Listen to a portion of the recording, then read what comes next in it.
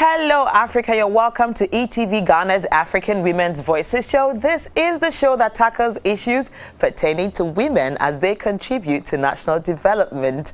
Hashtag women supporting women. Hashtag women empowering women. How have you been? I am so happy to see you tonight. And it's all about World Menstrual Hygiene Day.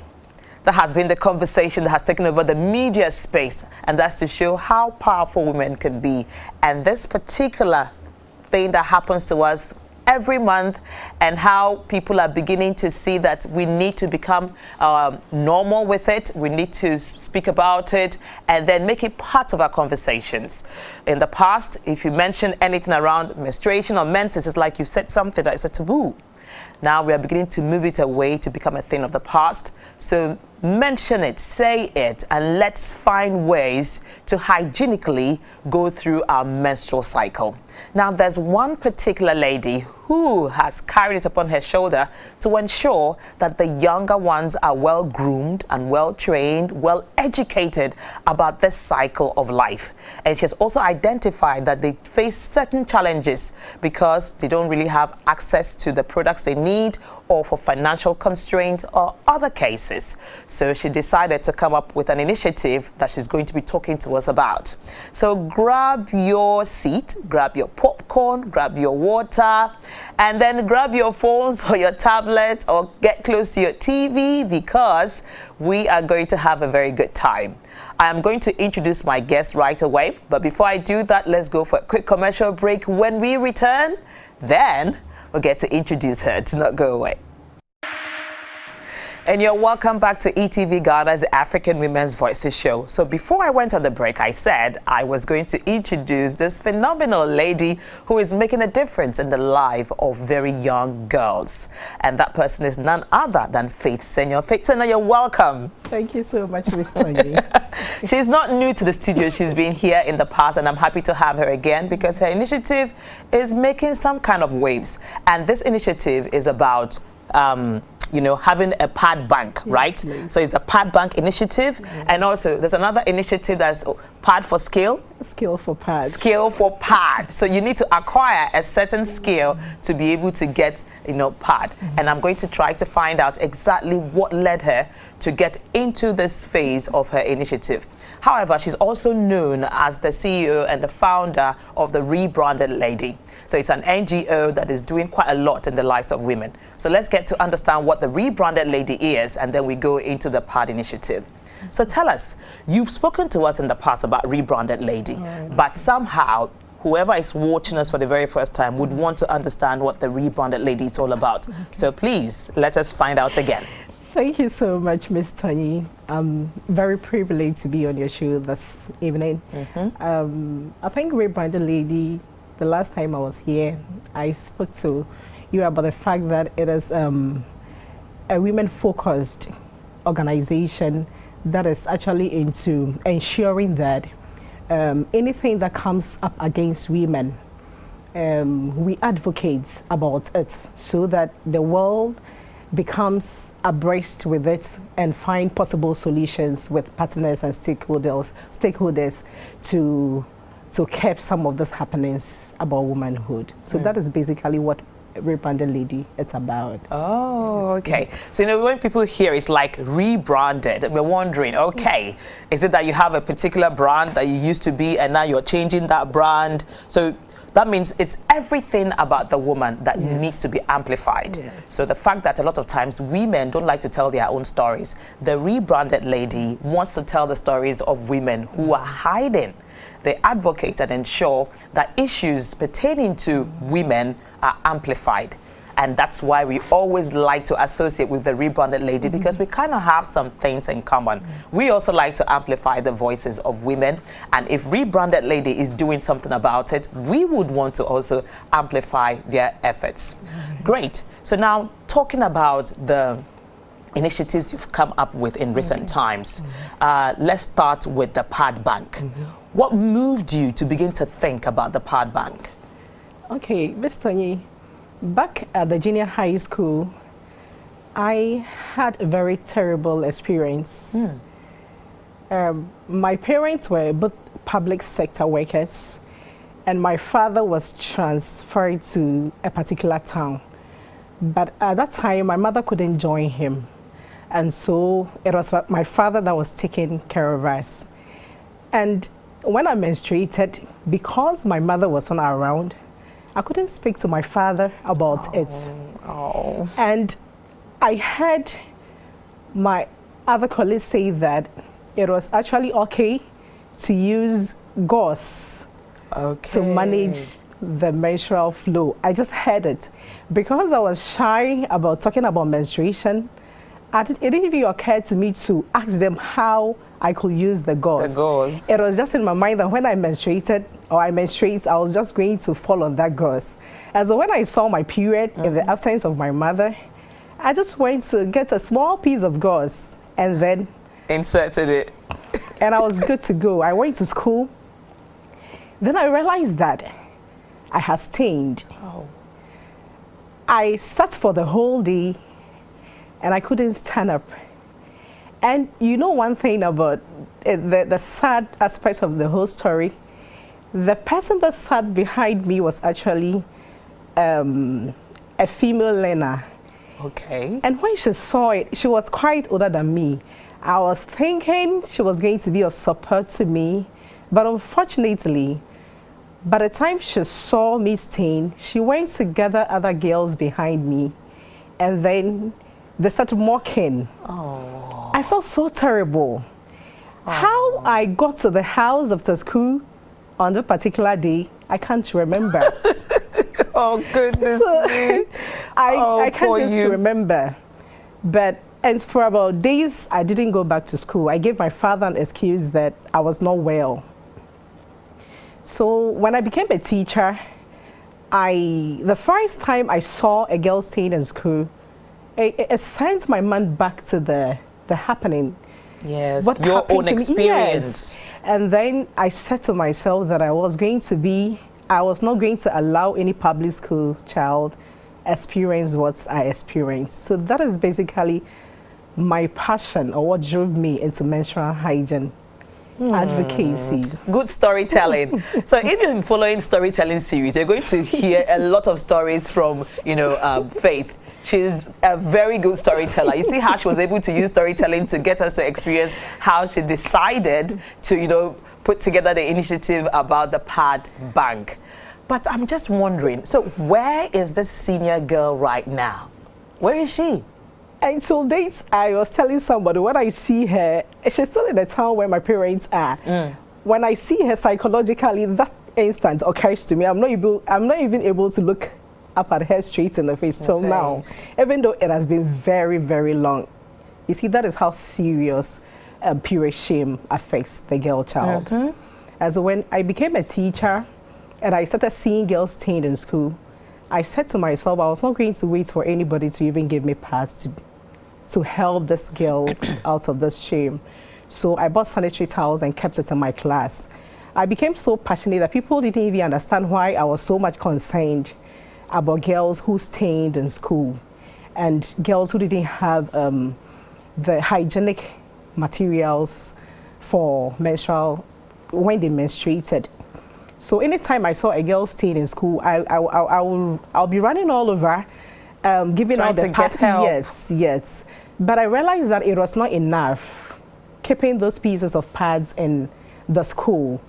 I wanted to create something more symbolic, where it will keep on reminding schools that it was necessary to have something that could remind institutions that, look, if you see a pad bank here, it tells you that it is directing you or keeping you informed and intentional about the fact that public school girls or school girls need supplementary pads in schools.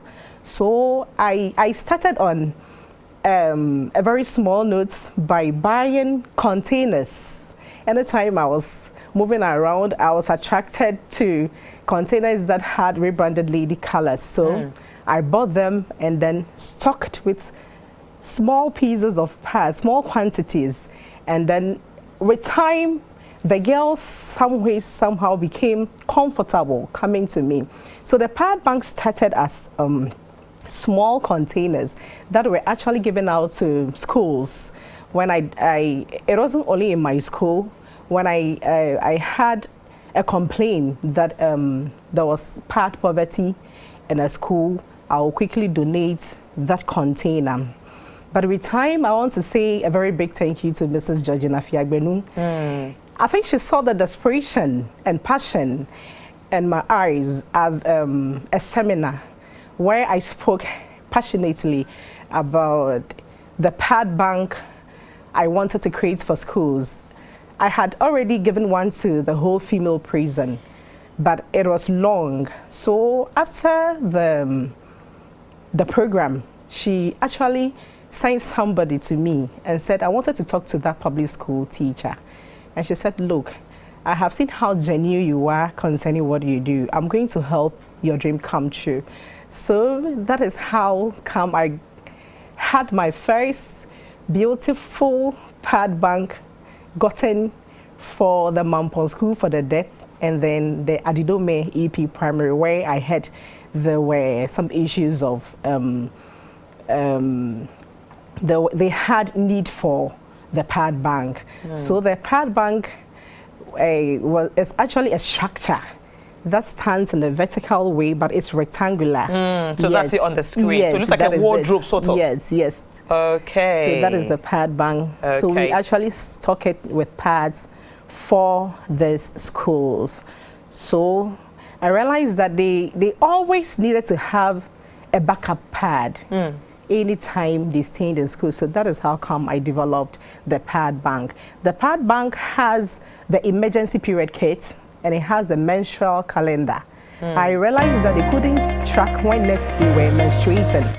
And so I developed the menstrual calendar. It is a raw calendar. It doesn't tell them when they were safe or not, just to track their cycle till December. So they paste it at the head of their bed always. So the girl child comes to school informed that probably I might be menstruating today or stuff. Yeah, so it is a whole 3-in-1 pack. The pad bank has the menstrual calendar and then the emergency period kit. The emergency period kit has at instances where I cannot or I don't have support to fix the pad bank, I give out the emergency period kit.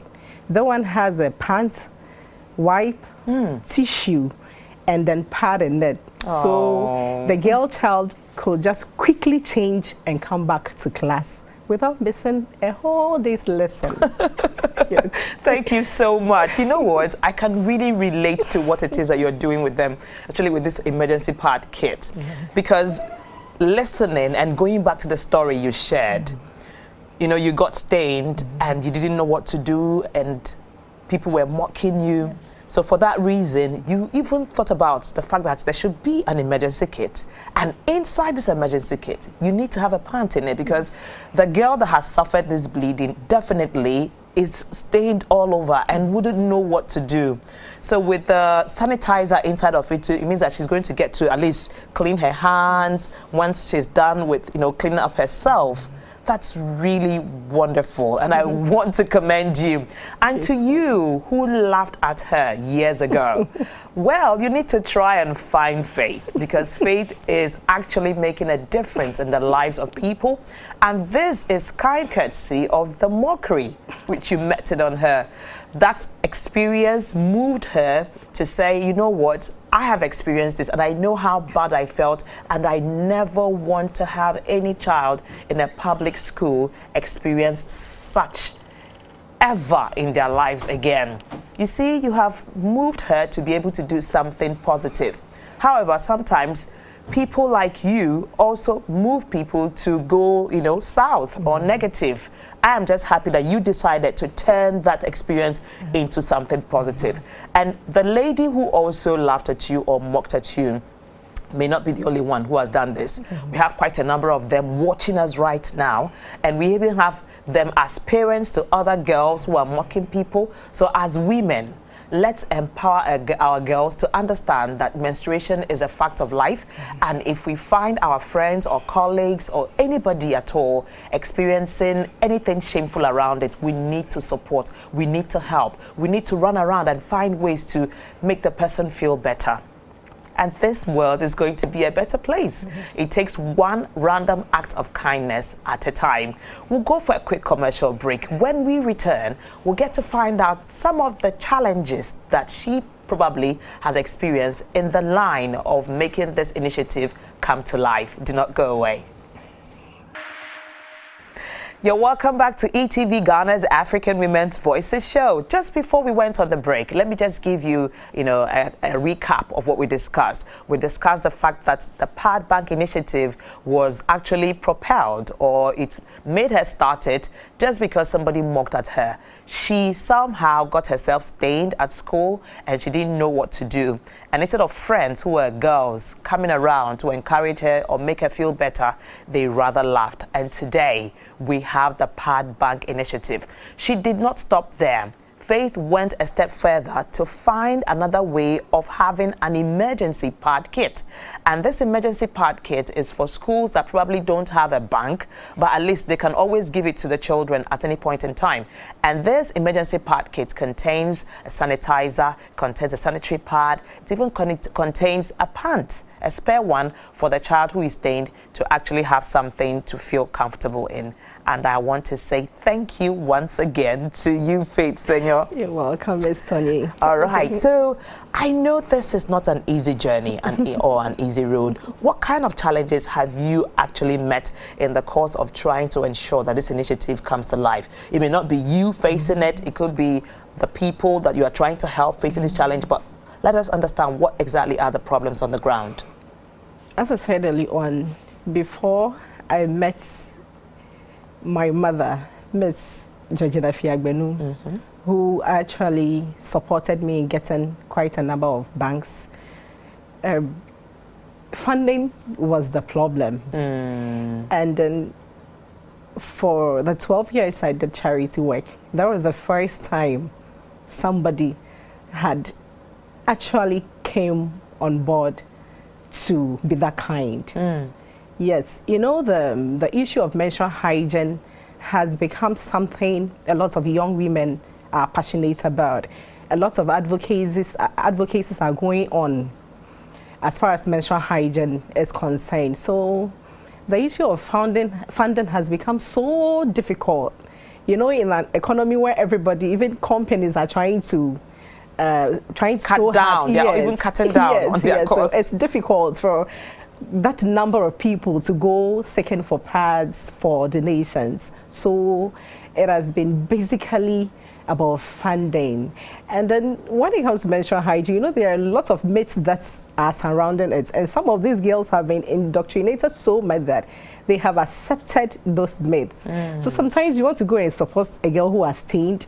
And then we even hear things as funny as people who are supporting girls actually need the pads, the soaked pads, for reasons best known to them. Yes. Oh, yes. They think that you need the soaked pads. No, but I mean, you give them the pads and they go home with it. They go home with it. So how does that affect you then? The moment, yes. So I tell people that we don't even need your soaked pad for anything. We are giving you the dried pads to change the ones that it's overweight. So you see, that is some of the, like I wanted to refurbish a changing room in a particular community, a school.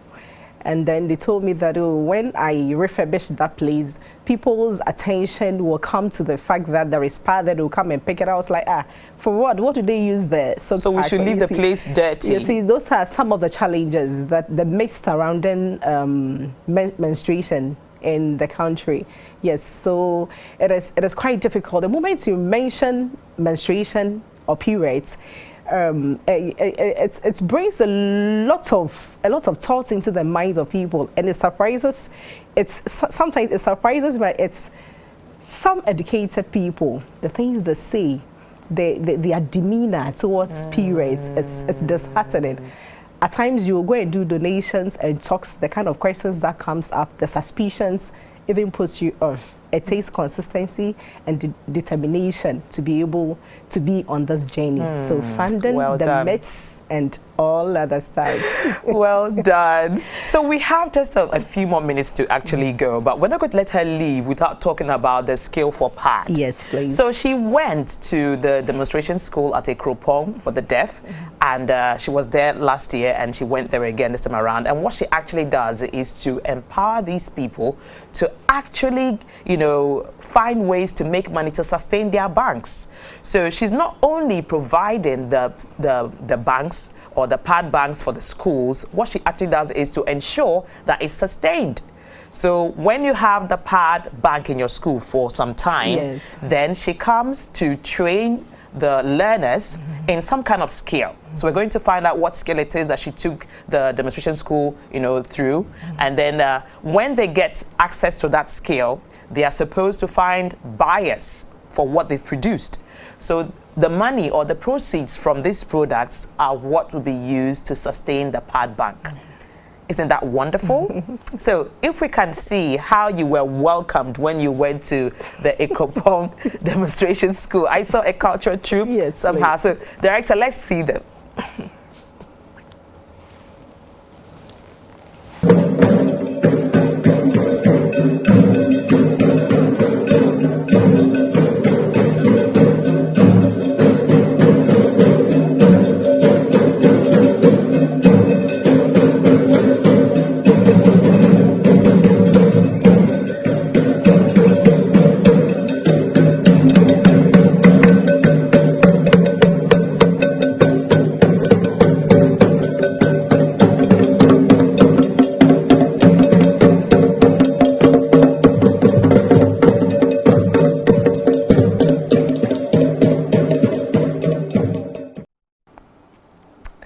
That was amazing, and a very big thank you to the teachers who took these hearing impaired students through the cultural dance. It looks really good.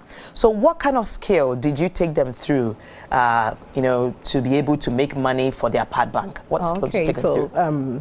The rebranded lady has the creative aid agenda. I realized as a teacher that some of those learners actually have talents that needs to be nurtured. And so I decided that I was going to take them through making very beautiful shopping bags. Yes, I chose shopping bags because of climate change issues too. So I'm doing the two together. Yes, so shopping bags, and we could all attest to the fact that shopping bags are selling now. A lot of people are using them for packaging purposes and stuff. So I decided to use the skill of making shopping bags and simple breeches, breast ones, because those ones are very easy to make. We call them the DIY craft. Do it yourself. Yes, do it yourself craft, because it needs only a needle and thread. So I look at skills that could be done in a very fast way to get an income. So at the Momcon School for the Deaf, I taught them how to make paper bags. Yes, shopping bags, and within the shortest possible time, a lot of them could make this. But what we actually do is that because we can't train the masses of learners, we do the training the trainers. Okay. So when I got there in the morning, very early in the morning, I made them sample the very creative ones for me. And then within the shortest, it takes a very short time to make a shopping bag. They Beautiful. could do it, yes. And I see it on the screen right now. Yes. Okay. Okay. So, so the one standing by you is actually trying to interpret the process. Yes, please. Yes. Oh, wow. Yes.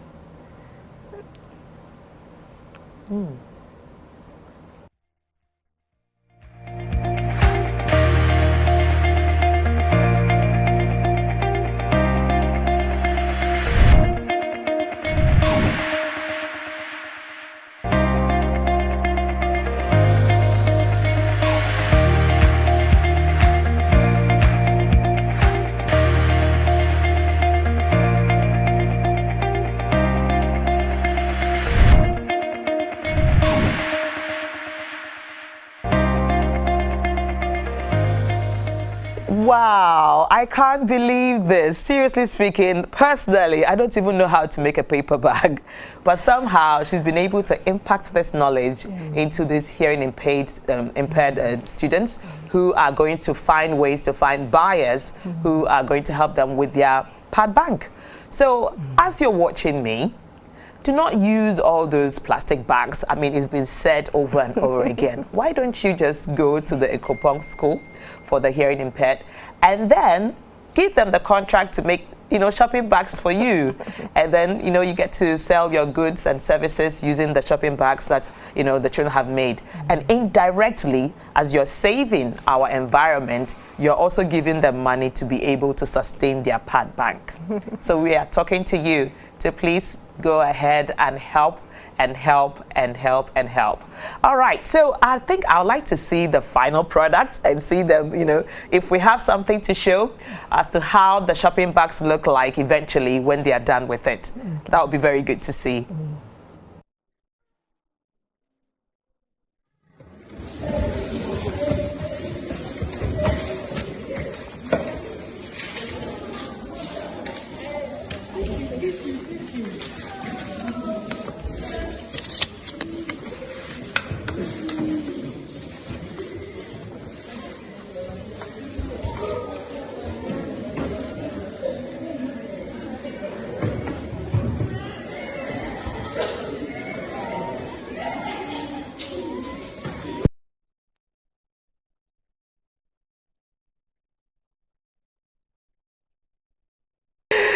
Oh yeah, I see them displaying their finished products. That was fantastic. But I noticed that they were just, they were hurrying up, trying to get it done. What was going on at that point? No, after the training in the morning, we actually wanted the learners or people out there to know how fast one can actually do this paper bag for an income. So we had a session that we called the Skill for Pad Challenge. Yes, we had the Skill for Pad Challenge. That is what they were was doing. Actually going on at that time. So everybody time. wanted to be the winner because United Nations Youth Association Ghana, the president was there and promised that the winner was going to have a cash prize. So everybody wanted to win. And we did the shortest possible time. We had 3 people doing it at the same time. Oh my goodness. So that was a challenge. Oh, nice. Because a lot of time people will think that it takes that time to go in. Yes, so I wanted to make young people know that it doesn't take much time to make it. It doesn't take so much time at all. Oh, this is good. This is really encouraging, and I like the fact that, the children at Ekopong are able to do this to be able to sustain their pad bank. That's fantastic. Kudos to you and your team. Thank you so much. Okay. Did you see the children engaging in the challenge? Well, it's something that you could also use by partnering our lady here, Senyo. And if you partner the rebranded lady, you get the chance to probably train a lot more people, young people, to be able to sustain their pad banks across. So there's no limit to the kind of support you can give to the rebranded lady to ensure that every year we talk progress around, World, Menstrual Hygiene Day. We should talk about progress. The next time I see her, I like to know, okay, so what are the numbers looking like now? How many pad banks did we have in the past? How many do we have now? And how many are in the making, to be done? And then we know that, okay, we are growing from, one stage to the other. Our time is really, really fast spent. And I just can't stop saying thank you to her. I'll go for a quick commercial break. When I return, then we do the thank you, all right? But do send your messages on our Facebook page right away, thanking her or even giving her some kind of encouraging words. Do not go away. You're welcome back to ETV Ghana's African Women's Voices show, and the show has been exciting all through, getting to see these hearing impaired students working it out, trying to make paper bags, and then going out to look for buyers to be able to sustain their pad bank is really visionary and a beautiful one to watch. So I mentioned that our time is fast spent. I would like to say a very big thank you to our guest here. However, before we do the thank you, I noticed that we have men within the team who are also learning to do this. And I like the fact that you included them, seriously speaking, because the conversation around menstruation is not only affecting women, it affects the men as well. Because if you have a daughter or you have a sister, you have a girlfriend, you have a wife, you know, that needs support, you need to really understand what she's going through to be able to give the support. So they sat in through the menstrual hygiene education. Wow. They asked most of the questions. They asked most of the questions, the men. Yes. You know, that's with a mind to, as you have said, to get the men involved. Yes, because even in the schools, when the girls menstruated, the boys misbehaves a lot. So, but now, with including them in mind, I was surprised when one girl stained and one guy removed his jacket. Oh, that is how the men or our learners, the educated learners, they know that this is a time she needs so much support. So he took his jacket off for her to tie around her waist. Don't do menstrual hygiene without including the male learners at all. Yes. That's good. I also saw them also trying to put together themselves in the scale, you know, making the paper bags and all that. So that means they enjoyed the entire session from beginning to the end. From beginning to end. Oh, kudos to you men who are supporting World Menstrual Hygiene Day for understanding the fact that menses is not only affecting women, it affects everyone and the entire country, the entire society. So this is a time that we want to say to whoever is watching us, the advocacy is on. Let's help our younger generation, those who are going to be taking over from us, to be stable, to really feel comfortable during their menstrual cycle and not feel like they are actually experiencing something that's a taboo or something unclean or something that makes them different from every other person. Make them understand that this is something that really should happen to every woman because it's part of being a woman. Great. So if you have a boy child, we would want you to continue the education with your boy child.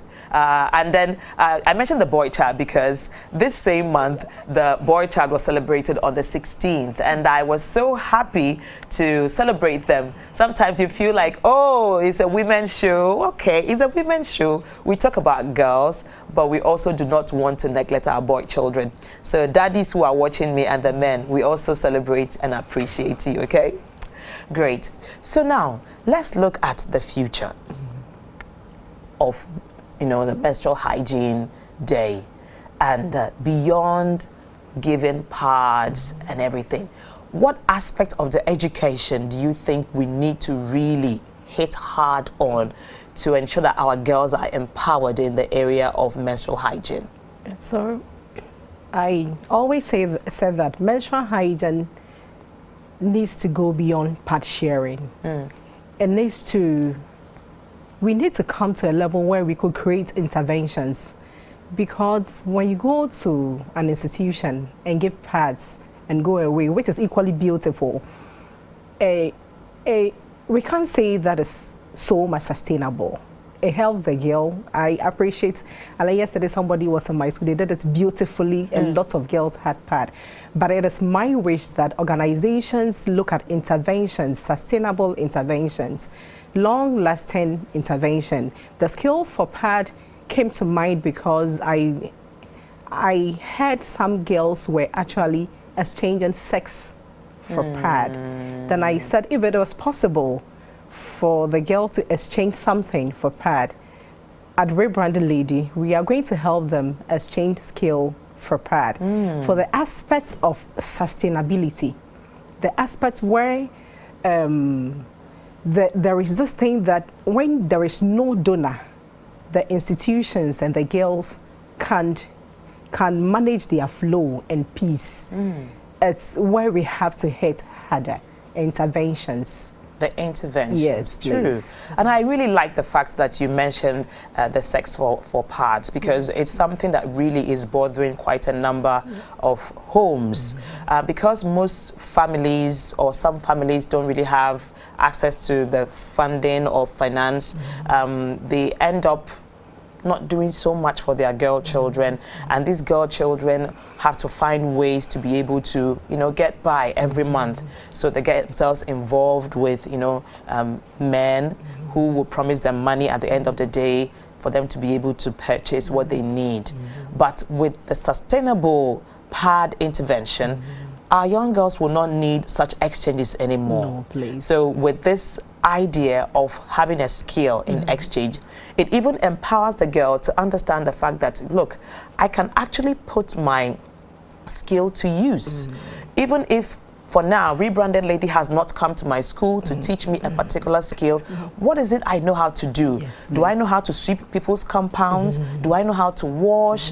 Do I know how to sing? Do I know how to make up? Yes. I need to actually use a skill I have, which is worthy to actually get what I need to enjoy my menses time. Exactly. And not look towards finding men to help them get this thing done. Yes. So what other sustainable ways do you suggest girls should embark on to ensure that they have, the access to money to be able to get whatever it is that they need? I would like you to put that right now down into our comment section on our Facebook page, because we're streaming live, and we'll just get ourselves educated even the more. And if you're seeking ways to actually partner the Rebranded Lady, you could always find her on Facebook, and your social media handles are? The Rebranded Lady on Facebook, the same on Instagram, and then yes, I think Facebook on Instagram. You can find us most on Facebook, the Rebranded Lady page.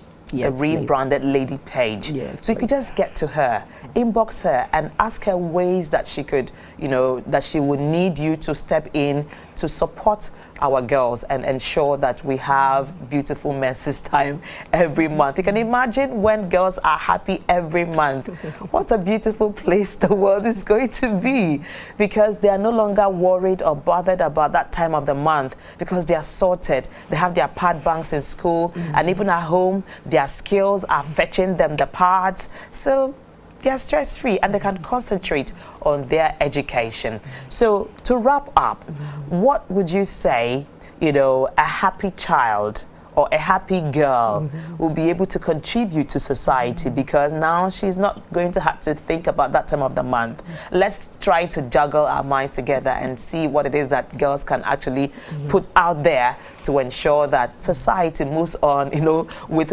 one less stress. There's so much stress in the system, but if we have one less stress at a time, I think it will go a long way to help us all. So what do you think?